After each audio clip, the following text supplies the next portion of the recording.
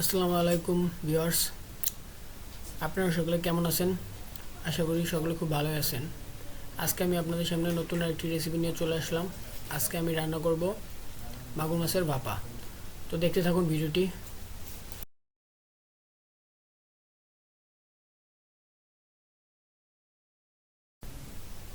তো মাগুর মাছ ভাপা করার জন্য এখানে আমি কিছু মাগুর মাছ নিয়ে নিয়েছি। এই মাগুর মাছগুলো দেশি মাগুর মাছ। তো প্রথমে এই মাগুর মাছগুলো ভালো করে কেটে নিচ্ছি।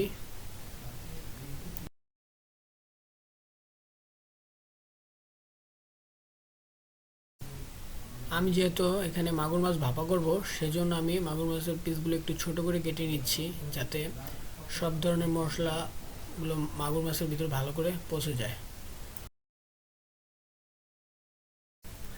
মাগুর মাছ আসলে স্বাস্থ্যের জন্য খুবই ভালো। এই মাগুর মাছের স্বাস্থ্যের জন্য খুব উপকার হয়। অনেকে যাদের শরীরে অসুস্থতা থাকে, দুর্বলতা দূর করার জন্য এই মাগুর মাছ খুবই উপকারী।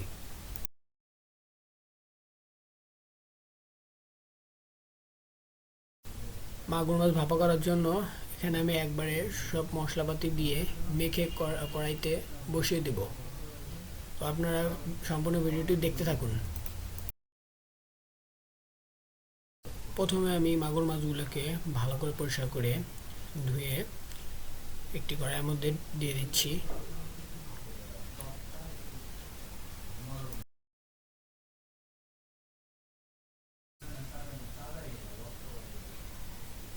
এরপর আমি মাছগুলোকে ম্যারিনেট করার জন্য প্রথমে দিয়ে দিচ্ছি স্বাদ মতো লবণ, তারপর পরিমাণ মতো হলুদ,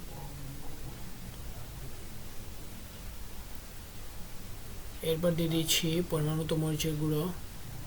ভাপা তরকারি করলে অত বেশি ঝাল খেতে ভালো লাগে না, তাই আমি পরিমাণ মতো মরিচের গুঁড়ো দিয়ে দিচ্ছি।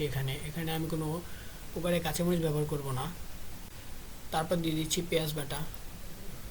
পেঁয়াজ বাটা দিলে মশলাটা একটু মাখো মাখো হবে। এরপর দিয়ে দিলাম আদা রসুন জিরা বাটা।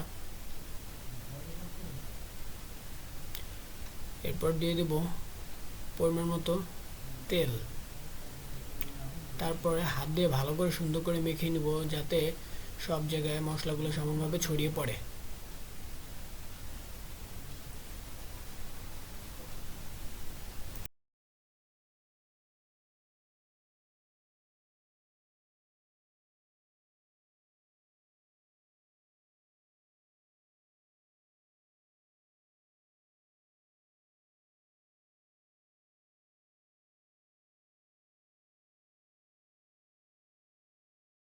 এখানে আমার মাখানো প্রায় শেষ। এখন আমি এর মধ্যে দিয়ে দিব পানি।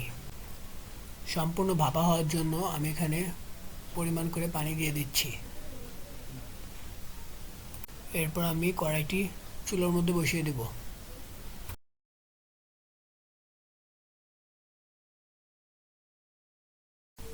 কিছুক্ষণ পর আমি ঢাকনাটি উঁচু করে মাছগুলোকে একটু নেড়ে ছেড়ে দিলাম।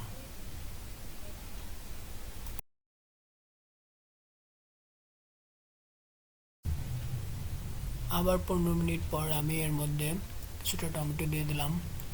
টমেটো দিলে আসলে মাছের স্বাদটা ভালো লাগবে খেতে। এখানে কিছু পরিমাণ ধনিয়া পাতা অ্যাড করে দিলাম।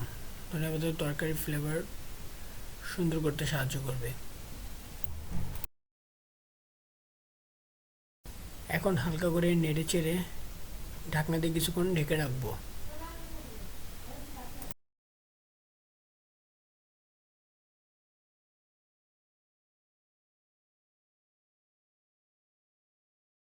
কিছুক্ষণ পর আমার রান্নাটা প্রায় কমপ্লিট।